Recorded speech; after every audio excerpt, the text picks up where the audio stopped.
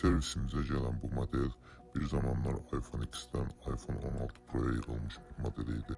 Telefonun ekranını kaldırdıktan sonra gördüğünüz mənzərə heç də xoş değildi.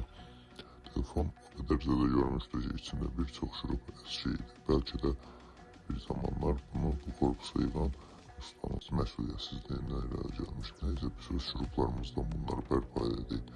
Yeni korpusu yığdıktan sonra 17 Pro korpusuna yığdıktan sonra size bunu göstermek için bu videonu çektik. iPhone X, XR, XS, 11 Pro modellerini 17 Pro korpusuna yığabilirik.